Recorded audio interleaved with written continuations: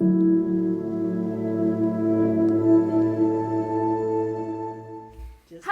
everybody. Guess what? I'm wearing my Mount Shasta shirt from my favorite Mount Shasta lady. Dr. Gail is with us all the way from California, and we're so excited to have her. And she's here forever now. She's mine forever and ever and ever. But you just moved back Yes. 2 weeks ago? 2 weeks, almost 2 weeks, yes. And now the East Coast gets to have her, and we're so super excited. I will say this, that the first time I saw her, after she moved back, I felt this jumping energy in my body, like I was having a freaking panic attack. And I'm sitting there going, well, I've already eaten, I've just eaten, so I'm not ungrounded. What is happening? And I realized it was her. That her energy was just so high vibrating and alien that it was doing that. And I've only felt that a couple of times before, usually around Andromedons, I will say. But her energy is just completely different, really high, very alienish, and I'm feeling a little more settled today with it. I forgot to ask you how you're feeling with it.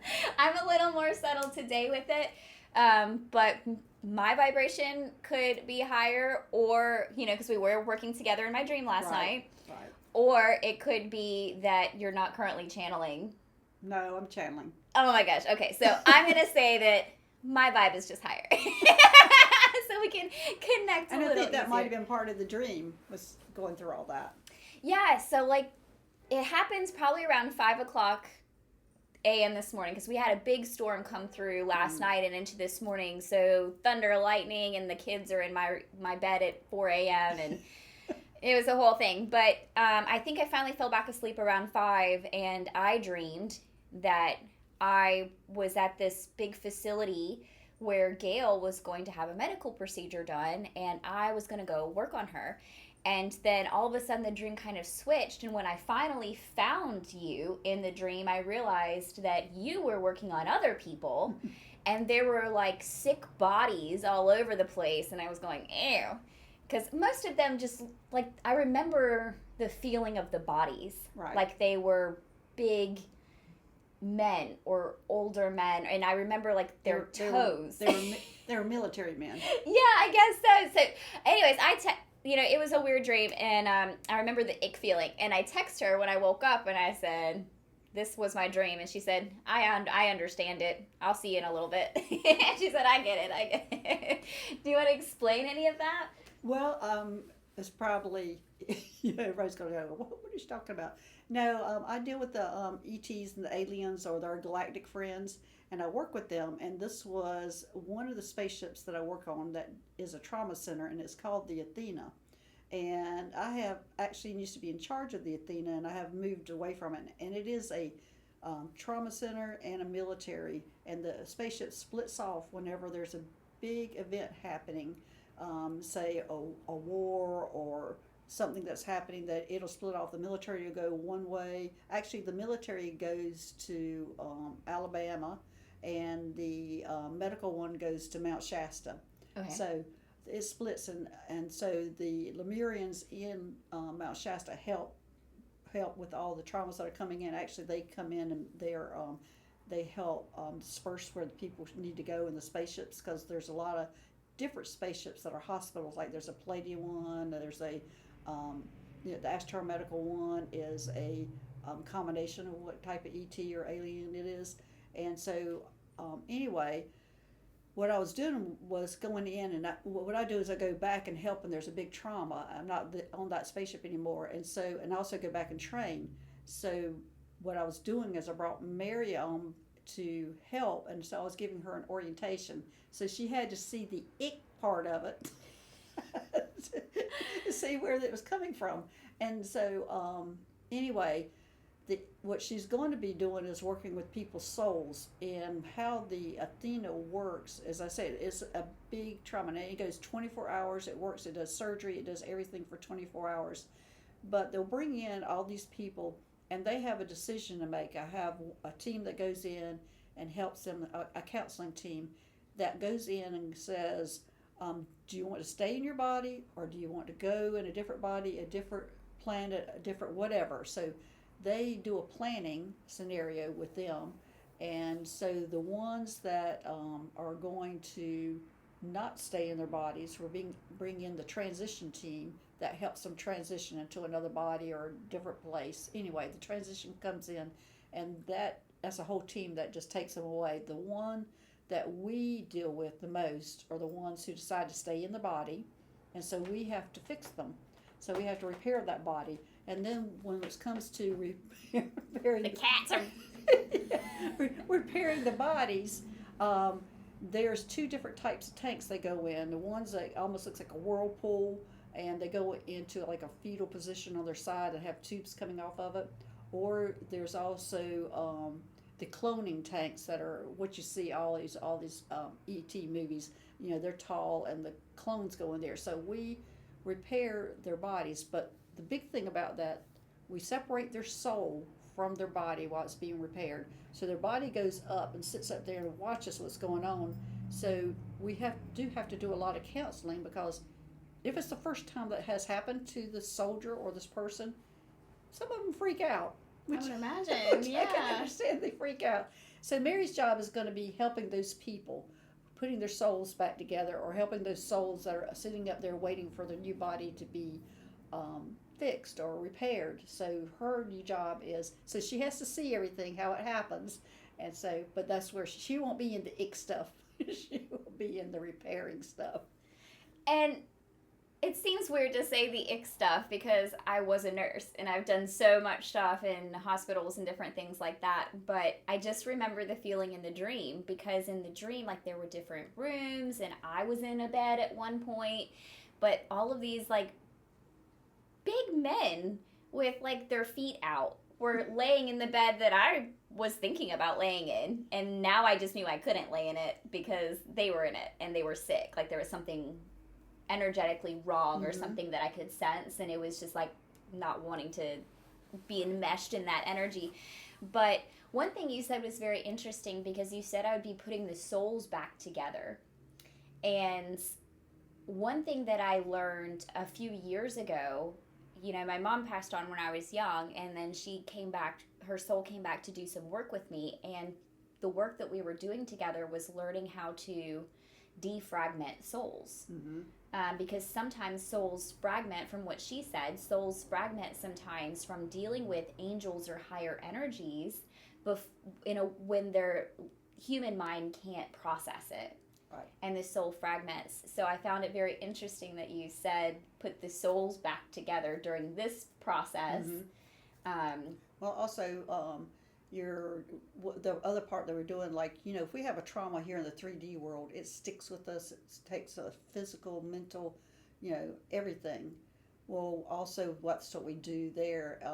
One of my specialties is doing surgery on the brain, and it's connecting or changing the wiring, kind of, is what I'm doing. So they're not they remember all what happened, but they physically don't experience it, or it doesn't affect them. So there's a lot of difference in that. The traumas, they remember it, but it doesn't have the effect on them like we do here in the 3D world. So so they can go on with what they're doing or their purpose is. So that's a huge thing, is that for them not to be able to experience, especially the soldiers, that not to be traumatized by what happened to them, but to know it, to learn from it, but not to be physically challenged by it, or emotionally challenged by it, psychologically challenged by it. I have so many questions. So many things are coming to my mind. There's so much to talk about.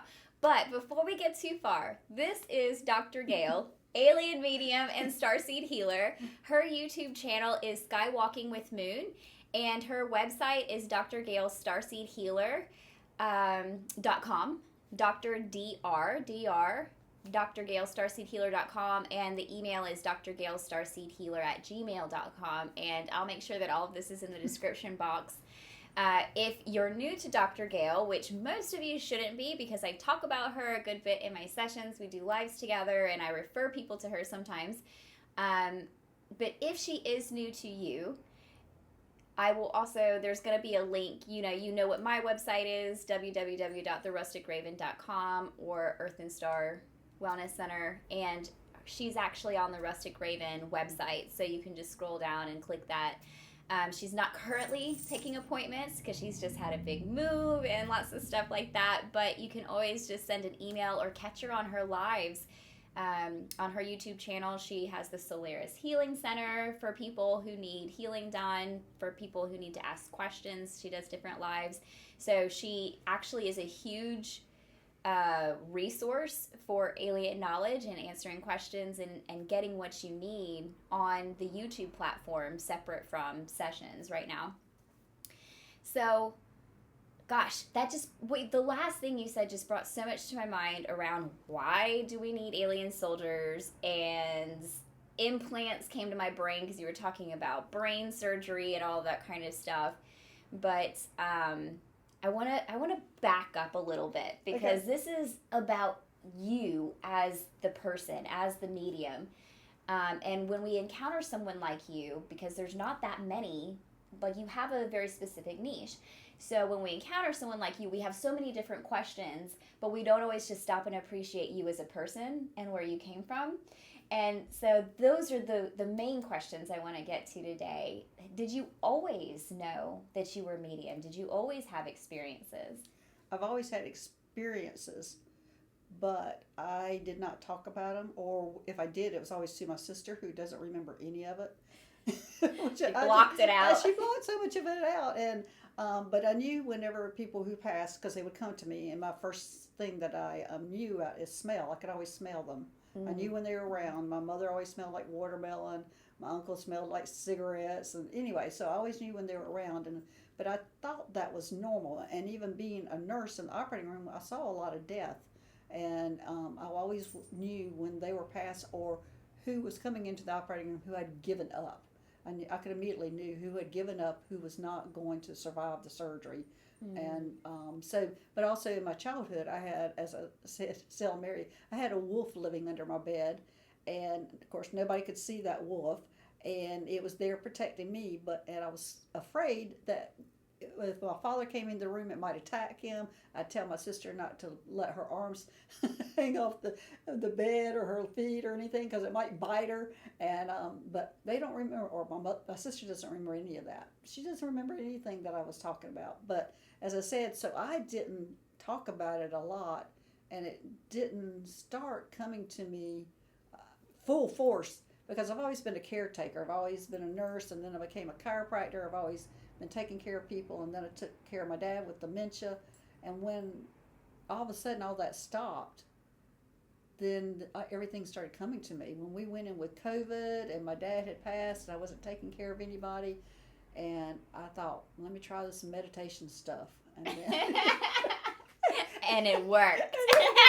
It opened me up. And the first thing that happened was, of course, I'd already been connected with my dad at that time, and I could see them, and we'd already developed a place to go sit by a river and talk, and we discussed, family matters and money, because he was really good with money. So we would talk about those normal things. And then one day, the first thing that happened that really thought, oh my gosh, I'm crazy. I know I have a brain tumor. And Mary experienced this all the time. I kept coming out, no, I have a brain tumor. I need an MRI. Was an angel came around my dad. We were talking to him, and she flew around and was in my face, and she was presenting me with a bracelet. And she kept putting in my face, and she was absolutely beautiful, and I knew that's why my dad let her around, because she was pretty. I'm like, of course he'd let the pretty one around. Of course.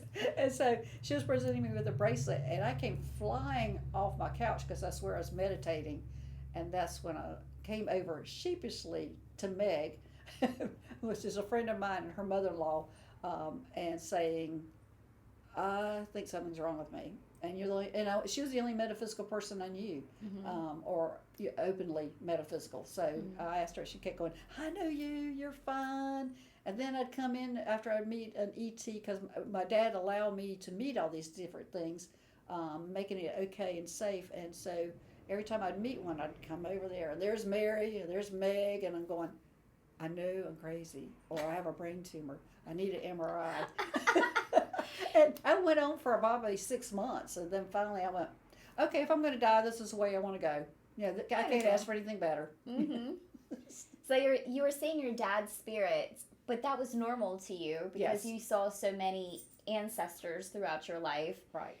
And then your first encounter was actually with an angel, Mm-hmm. is what I'm hearing. And then who were the first aliens that you met? Well, my first one was her name is Mackay, and she she is a little petite thing. And I was sitting on the bench talking to my dad, and she comes up, and she's blue, and she sits down next to me, and I'm sitting there going, "What is my dad letting this strange thing coming sitting down and next to me?"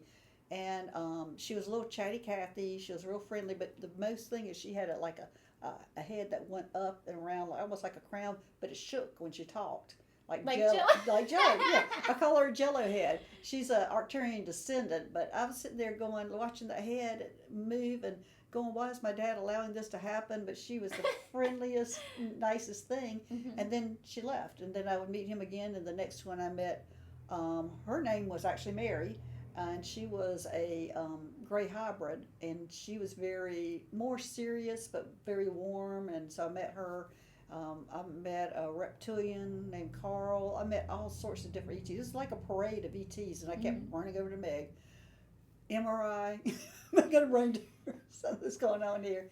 And so then one day I had and all this will eventually be in another book. I've already written one book, but all this will be in another book, my second book. One day when I was out hiking with my dogs, I came back to my car, and there was what I thought was a grasshopper sitting in my car, but a praying mantis. And he told me what my future would be as we rode home, because we were out about an hour away at that time. And he told me what my future would be, that I would be going into these Area 51 places rescuing ETs that were sick and dying. And I remember going, okay, I'll do that. Sure, I'd like to help. And I thought, how am I going to be trained? Maybe it'll take 2 years training to do all this. Mm-hmm. Well, the next thing, he popped me into one of those facilities, and I had to go ahead and rescue an ET. And it was one that I already knew that was in there that had been captured. And it was kind of staged for me to learn how to do it that way. And so I helped him escape. And that's when I learned I had telepathic communication with them. I was all these ETs. I'm going, how in the world are they talking to me? And my mouth's not moving. So, anyway, so that's how all that started. So they communicate telepathically. Right. That's how I communicate telepathically. I know a lot of people do the light language, Mm-hmm. but mine's always been telepathic communication. I like that. So Area 51. There's so much coming out about that right now. Do you still do work there, or have you moved on to... I feel like every time we talk or every time I see you, you have a different job. I have a different job. Yeah, Mm-hmm. I've moved on from there, and I've started working on the Astro Medical 1 was my first spaceship that I worked on. I had my own little private spaceship when we did these little rescue missions. It was just cute. Cute little thing. And then I went and worked on the Astro Medical 1, and I was a neurosurgeon there, and I was taking out implants, getting rid of negative entities, balancing chakras and hormones and energy. I was doing all that for humans and ETs. And so then I moved on to the Athena, where you're at, which I was in charge of the military and the medical, where I had moved up from being a surgeon. I had to take charge of all these big traumas that were happening.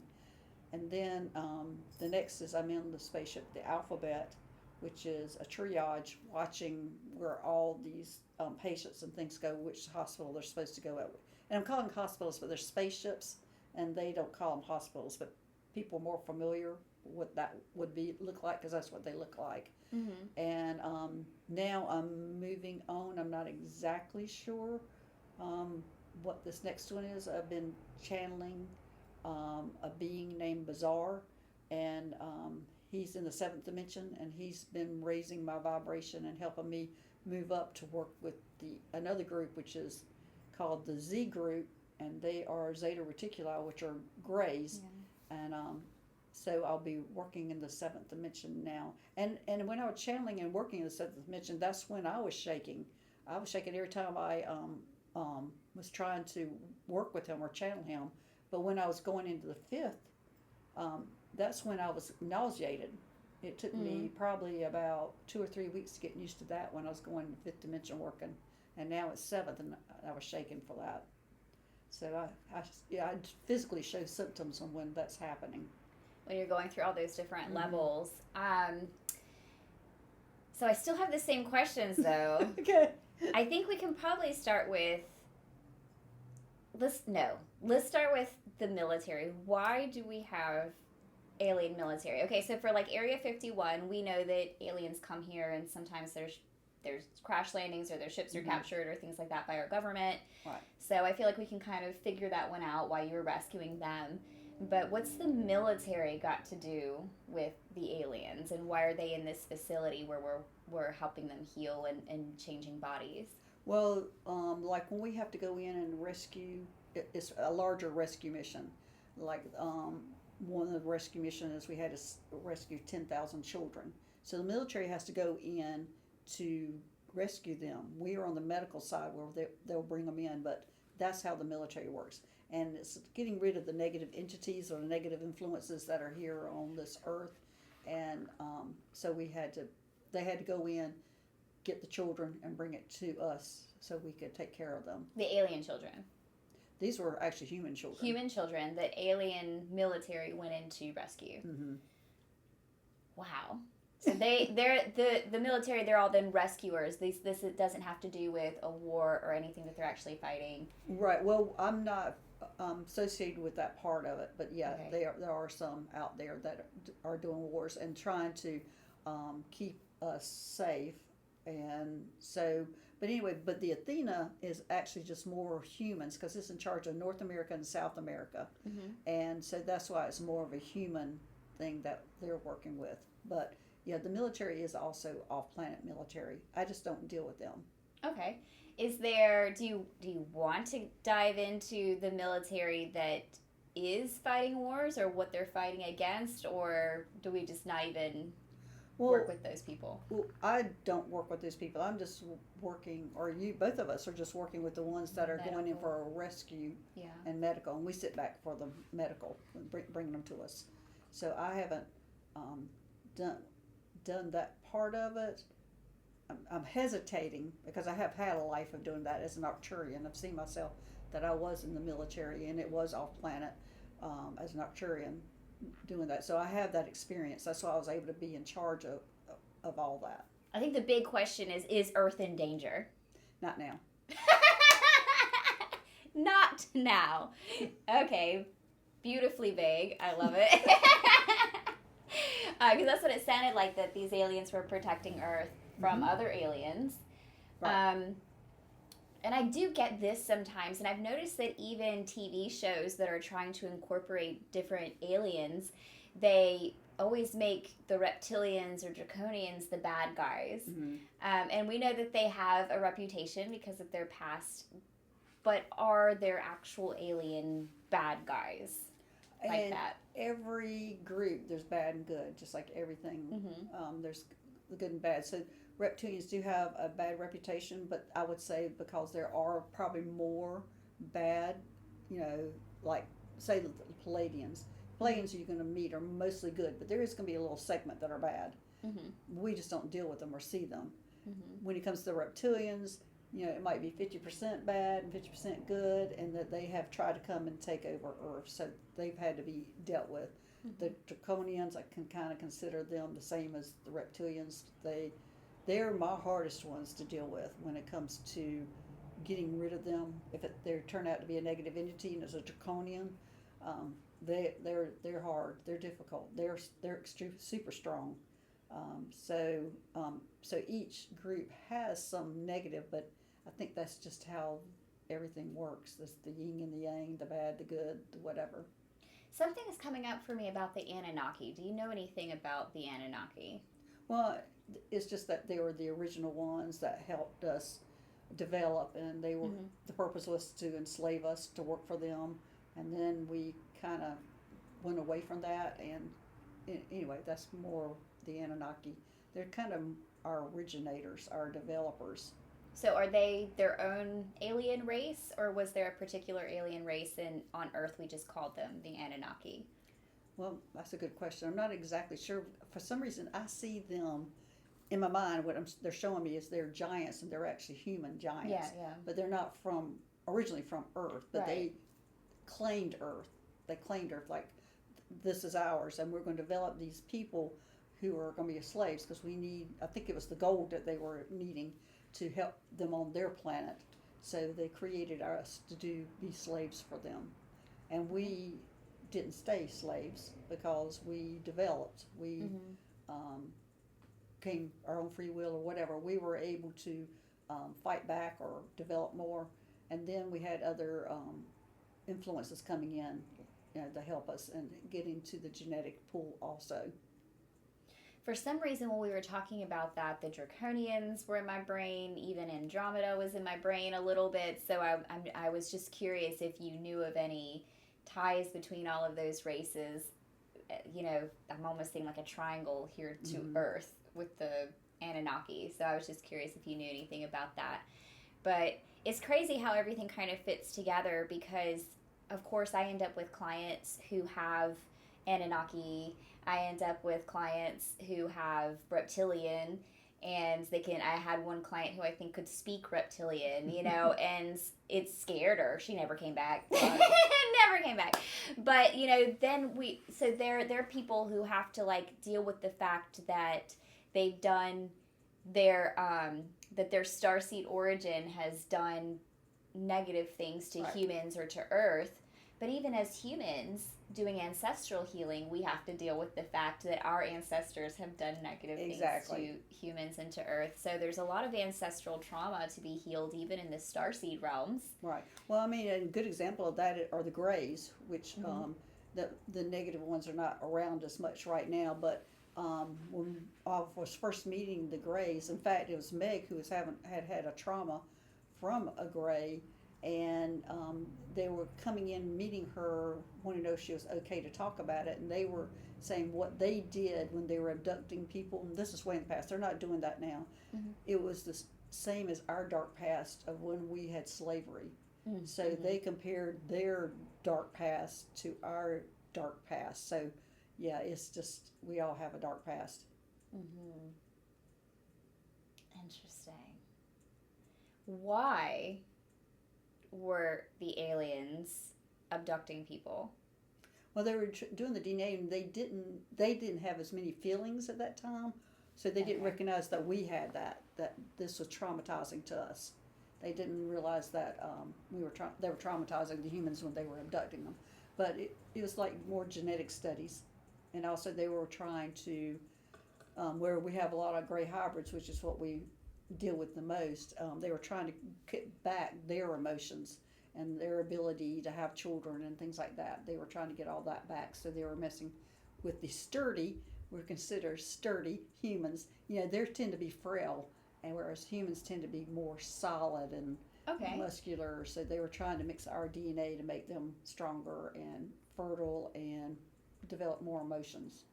Interesting, because you'd think it'd be the other way around because they're from, not that they're perfect beings, because they're obviously just like you and I, but from a different dimension.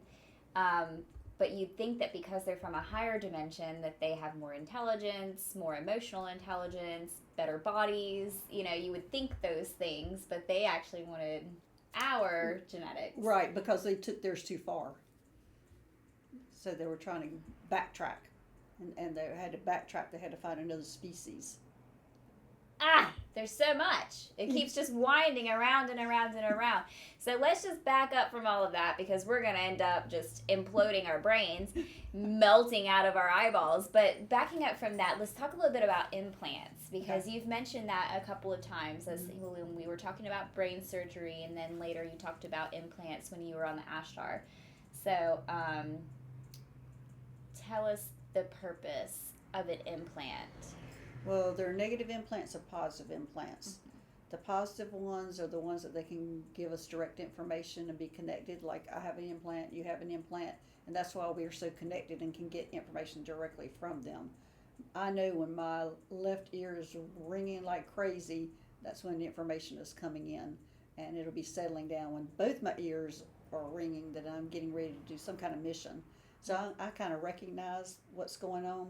The negative implants are coming from ETs that want to keep us in the 3D world. They don't want us to ascend. They want to keep us working for them or keep us in the dark about things. So I take out those negative implants and usually put it into people who do have gifts that will become mediums or different people like that have those kind of gifts. That they put those in so they can keep them from not experiencing those gifts, from them not being able to contact or be able to connect with different ET groups and things. So they just want them to stay in the negative. And that presents itself a lot of times as somebody who's angry. It presents itself like somebody who has depression. They'll be angry, they'll have angry outbursts, they'll be depressed, and sometimes they'll have suicidal thoughts. And that's a lot of times will be a negative implant from somebody who's trying to keep a gifted person in 3D.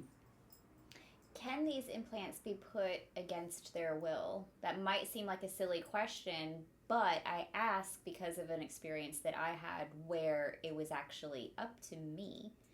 And I'll explain that further in a little bit, but a lot of the time, even when negative entities attach, there's either an affinity, like a trauma or a wound that they match with, or because of your low vibration, you actually accept the entity to you. Right.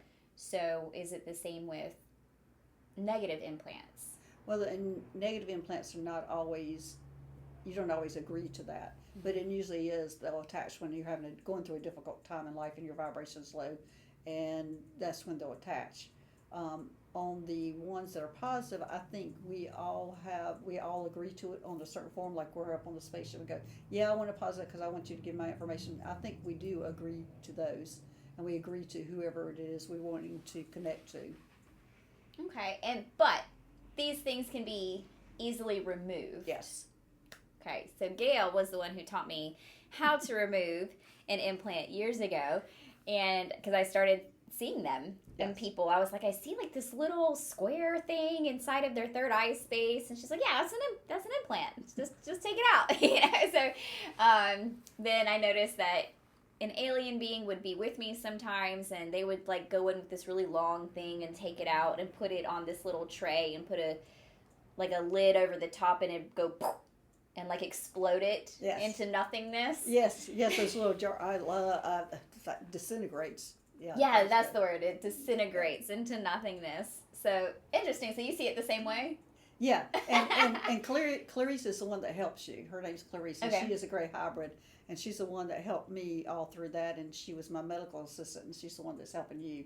And her name is Clarice, and she's she's very smart, and can guide through everything, but she is not the medical person. She's almost like the nurse, and you're the doctor. Okay. And so she can help you through all of it, but she just can't actually do it. Dr. Mary here. Never been called that before, but more recently I've noticed a trio who comes and they do surgery on the client while I'm working on them. Right. And there's two other ones. One is looks human, and his name is Jonathan. And he's the one that actually like hands you the instruments or whatever you need. And the other one is I think her name was Lucy, and she's another gray hybrid, and she's the one that's controlling, watching their heart, and more like the anesthetist during surgery. So those are the three that you're working with, or that I was working with. Okay. Well, in that particular case, I'm not the doctor with them. Oh, you're not? No, not with those three. Because these three, they come in and I step back, like hands up, and they're like doing the work. Oh, yeah. Clarice is probably doing the work.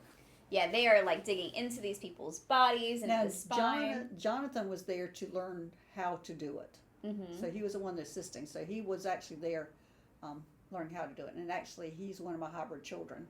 So he was the one that learned how to do that from me to go in and do that. Interesting. So yeah, I've just noticed the different aliens, and I'll have to pay them more attention because you know where they're from, what their names are, all of that kind of stuff. And I don't know any of that. I just see them come in and say, move back.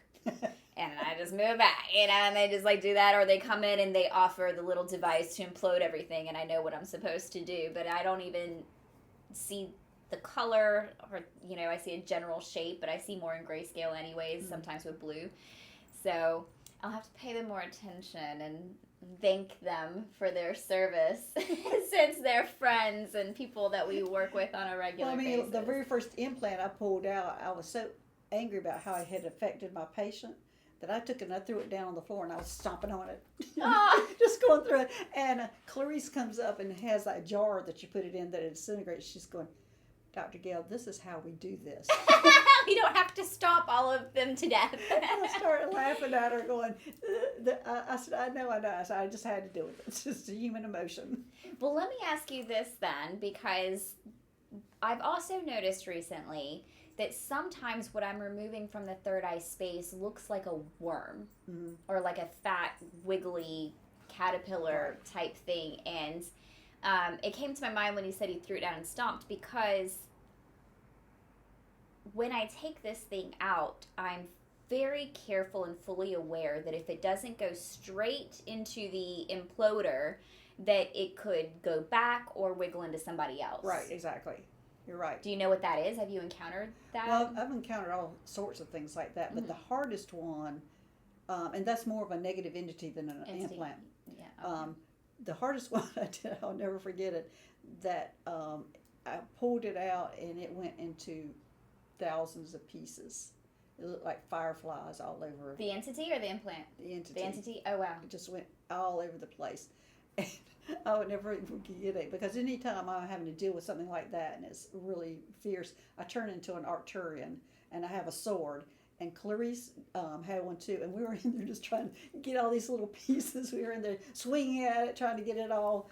We eventually did, but it was just like we looked like two idiots in there trying to get these things. But that was my hardest one, was when that happened. I have been extremely careful since then, like having that jar real close when it's a negative entity, or and also if it's a large one, I have a bird cage actually that we put it in. And so yeah, there's they come in all sorts of different shapes and sizes. Interesting. Now, the positive implants, I actually text or called or something Gail early one morning because I was kind of freaked out, because I was in my morning meditations and an alien had come in and was like trying to put an implant in my brain, and I was like, no, wait, what's that? I don't like that. And it was just, they were very calm, they were very patient, they were just explaining that I could have this if I chose to.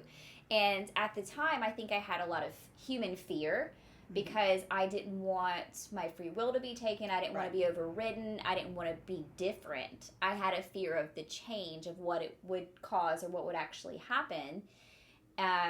But they told me that it was a positive implant that would give me direct communication with them. So it wasn't that it really had a lot to do with changing me. It was like a direct line to them, which I agreed to it, and it was placed, but I was still scared. But I called Gail, and she was just like, yeah, have at it. Lots of people have that. Well, maybe not lots of people. I think there was only, that you knew of, there was only really a handful of people, right? So that was an interesting experience. Is there anything that you think the general public really needs to know about aliens? Because you're here for a very special reason. You have this special gift for a special reason. And like we were talking about earlier, at this point, everyone on Earth is pretty much a starseed, because we've all incarnated enough that we've been in these different places on these different planets and star systems and galaxies. So we all have had a past with aliens or starseeds, and we all have a future as we move through the different dimensional spaces with these things. So we all have a reason to band together in some way, or to learn about these things, or to connect with you. We all have a thing we can learn about them. So what do you feel like is the most important for everyone to know with everything? Well, I think it's more of an awareness that they're wanting us to join them in the 5D, and to join them on like the Galactic Federation, join them on the councils, and to know that we're there and we're joining them, and that they are here to help us. And they actually look at us like we're their children. And these are the ones that are positive, the ones that are helping us. They look at us as children. They're trying to raise us up into the next level, and that we can actually take a seat next to them and know what's happening. So my job is to make it okay for people with these experiences to talk about it, because a lot of people are so scared, like you were talking about the implant, are so scared of what's happening. And on my YouTube channel, that's what we're doing. We're creating a safe place for us to talk about it and talk about experiences. Because just like me going and talking to my sister and telling her what's happening, she doesn't remember any of that, and she probably thought if it did, you must be crazy. So this is actually bringing a group together that I can see this being pulled down by your cat. These cats are acting up today. It is morning time, and they are excited that they get to stay in the room, and plus aliens in here. They're just like running around everywhere. So when you said that brought my mind back to something I thought earlier when you said that the negative implants, there are certain aliens that want us to stay in the 3D. Mm-hmm. And I had this vision of like rebels, not necessarily bad aliens who want to use us or enslave us, but aliens who actually think it's not a good idea mm-hmm. for us to join with them. Exactly. Do you have any thoughts on that, or it just came to me that I saw that? It's just even on this planet with humans, we're the same way. Mm-hmm. You know, some of us, oh yeah, let's go ahead and sin. The other was like, no, I want to stay back here and I want to do wars and I want to do this. I want to get rich. I want to, they want to stay back and do that. So that's kind of the same thing mm-hmm. with them. They want to, advance themselves, but not us. Anyway, so that's basically what it is. We can kind of advance themselves on the back of us. But if we stay at a war, Earth stays at war and doing the negative things like that, and all our thoughts are, about fighting and getting ahead and beating the other person, mm-hmm. Then we will not ascend. That we won't be able to join them, because their vibration is we're more of a collective and everybody helps everybody. Like, we don't get paid to do the jobs that we're doing on the spaceships. Mm-hmm. We're just doing it for the good, so the common good. So that's basically what we need to be going towards. So it's all about separation, because even that vision that I just had about those particular aliens, it didn't even look like they wanted more power than us. It just looked like they didn't think it was good for them to work alongside us. Right. So even though it might not be a mean thing, it's still a separating right. thing. Whereas, I've also channeled certain angels in the past who have brought up aliens and have said the aliens are coming to bring us all into unity, to help us mm-hmm. all ascend, to have higher vibrations. So it's all about the unity. So I can see how positive implants could be about the unity, and negative implants could be about the separation right. and destruction and lower vibrations. So tell us about this Bizaar. Bizaar has been around for a long time, and he keeps popping up. In uh-huh. fact, he showed up when I first moved to Mount Shasta, and took me. It was almost like I couldn't figure out what's going on. He and another being, a high vibrational being, took me and gave me a bath in a river. And I'm going, is this a baptism? Am I dirty? What's wrong with me? So anyway, so he was that, and I just kind of dismissed who it was. I didn't think anything about it, and he kept showing up once in a while, but I would just dismiss him. But when he showed up in my bed one night, I couldn't dismiss him. I'm going, who is this guy in my bed? Ooh, girl. And he was testing me. He was asking me about these different galaxies and solar systems, and they weren't in ours. They were the ones that were distant, and I knew the answers. And he was shocked. He was shocked at who I was. He was just fascinated, or just shocked that I knew all these things. And I'm sitting there going, who is this man in my bed? So anyway, it bothered me for a long time who this guy who had shown up in my bed and had tested me like that. And then finally, I don't know, it probably another few months later, he started revealing himself and saying he was Bizaar, and he wanted me to start channeling him, and he was in the seventh dimension, and that he wanted me to start channeling him and getting information.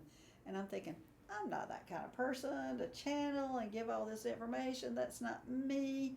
And then and then I went all along, even in the beginning, my boundaries were nobody could jump in my body. I can channel all the information you want, but don't jump in my body.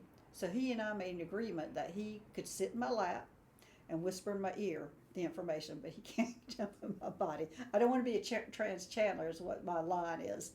And so anyway, so we, and as I say, every time I channel him, I would just shake in the beginning. So I had to develop a relationship where every morning for about 5 minutes, I would sit down and write the information that he would give me. And some of it I've revealed on the YouTube channel. Some of it's personal, the information. So that's Bizaar.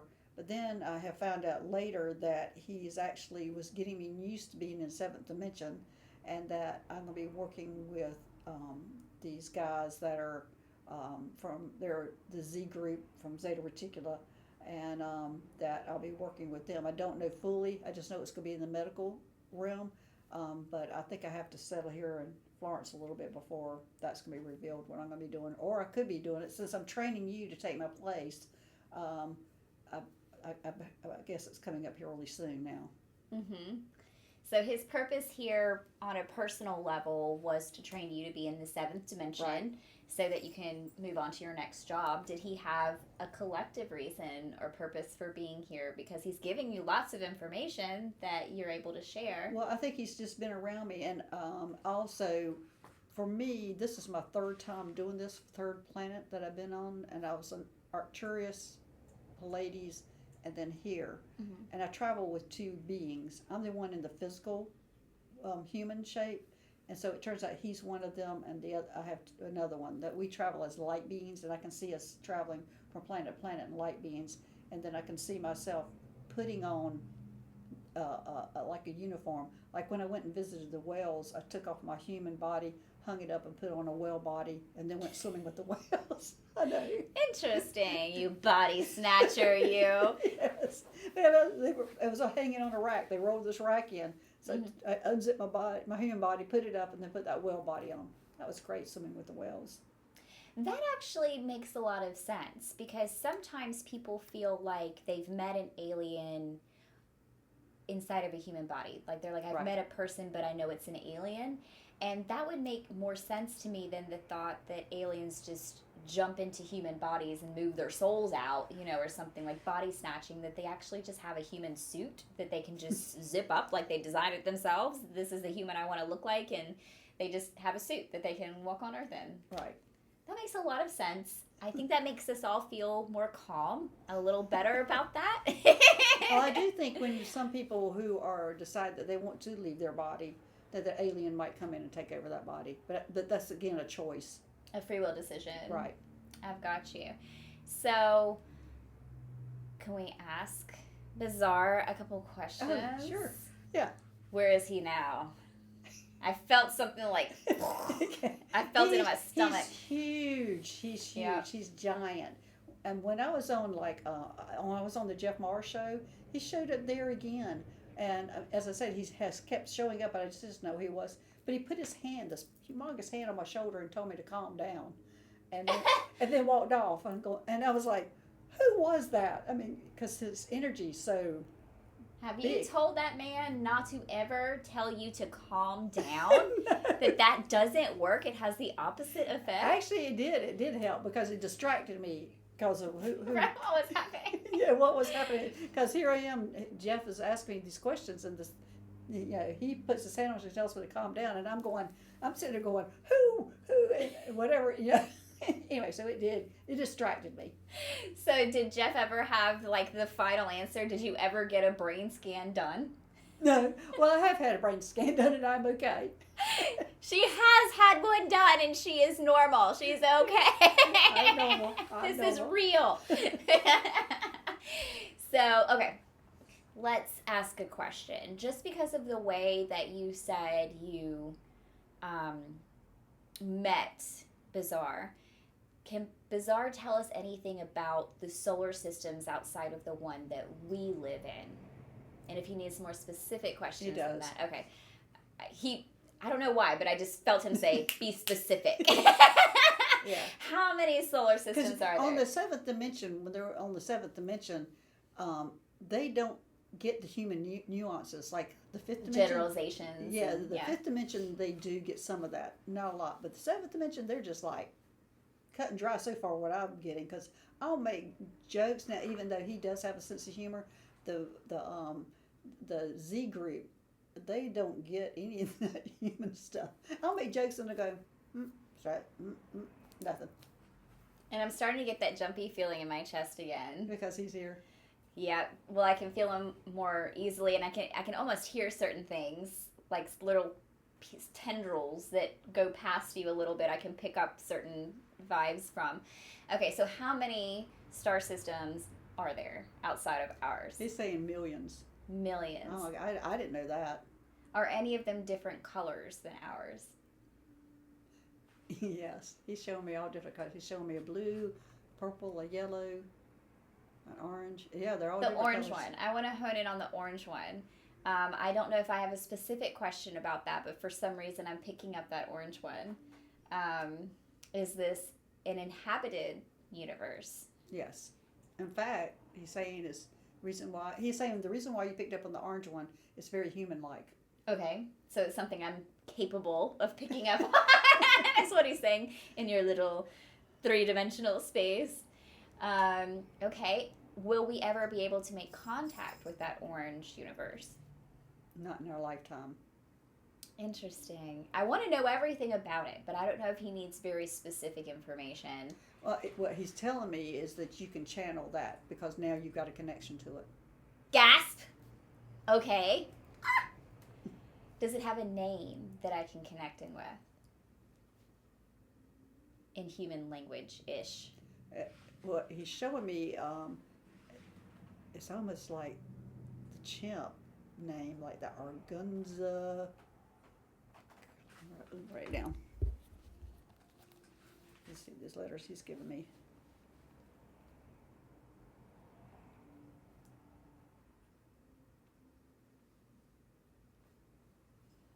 Argunzu. Ooh, and that hit right in the chest. So that name, having the ability to connect with that name helps me connect right in with that planet. Guys, this is great. This is great. Okay, Bizaar. Here's a completely different question then. And I'm like falling down a rabbit hole because now I'm seeing like stars and planets, but I'm going to back myself up. Are you seeing the yellow circles that are going around? Yeah, I'm seeing like yellow circles, yeah. What's that? I don't know. He's saying it's almost like Saturn, like the thing that goes in that universe. In that universe, except for this is a thinner and a lot more of them. Yeah. Okay. Interesting.